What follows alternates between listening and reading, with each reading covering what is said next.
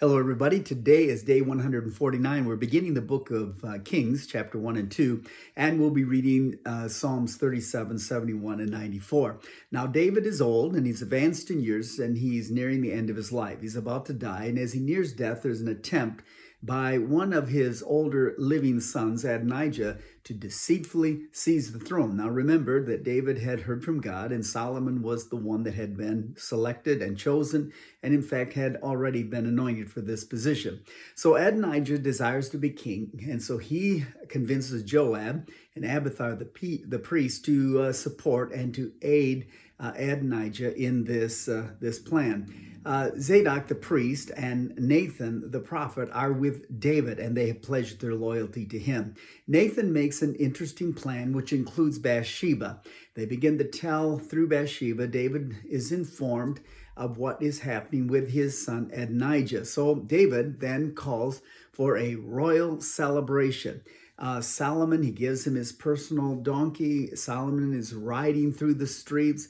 Zadok and Nathan are anointing Solomon as the reigning king. There's a great celebration. They're noting Solomon as king and crowning him. And the noise captures the attention of Adonijah as they are celebrating what they thought was their coronation for the king. And this gets him terrified when he hears that Nathan the prophet and has anointed Solomon as king, and that the whole city is celebrating. So David sees Solomon become king. Adonijah runs to the altar seeking refuge, and he grabs hold of the horns of the altar.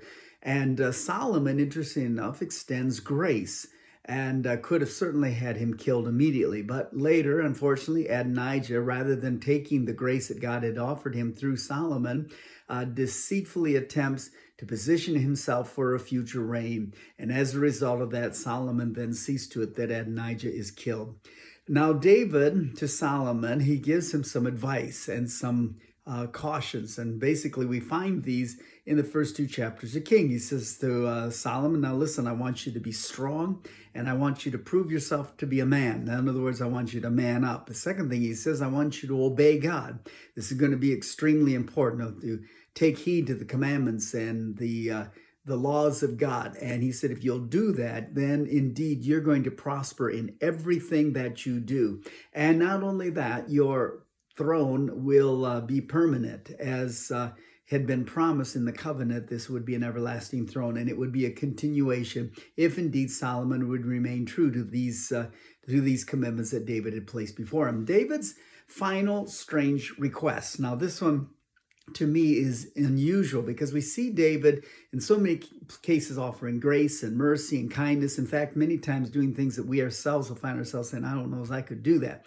But David has a couple strange requests. First of all, he tells Solomon that he wants him to take care of Joab and Shimei, because remember, obviously he had held some feelings that turned into bitterness. And it is sad that these become kind of the end conclusion of David's life. Rather than to relinquish it and let it go, it seems as though he had made some pledges that he himself, what he would not do, he's now opening the door for Solomon, his son, to carry out what he maybe felt that he could not do because of some commitments that he made. And in many ways, he was passing the buck on to his son Solomon.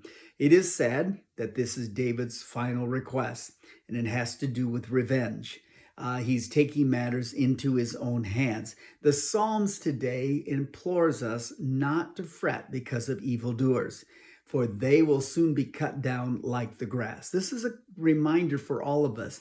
As wicked men rise and evil men come into leadership, it's easy for us to become overwhelmed, and we wonder if all things are falling apart. But we've got to remember something, that every day, every man's day is marked, and all men will come to. We're all but a vapor that appear for a little while and then vanish away, and then we will face the judgment. The Bible tells us from the Psalms that we've read today, rest in the Lord and wait patiently for him. That's what you and I are commanded to do, is to rest in the Lord and to trust in the Lord. And if we will do that, we will find ourselves living out our days with absolute satisfaction, knowing that the judge of the universe will do what is right.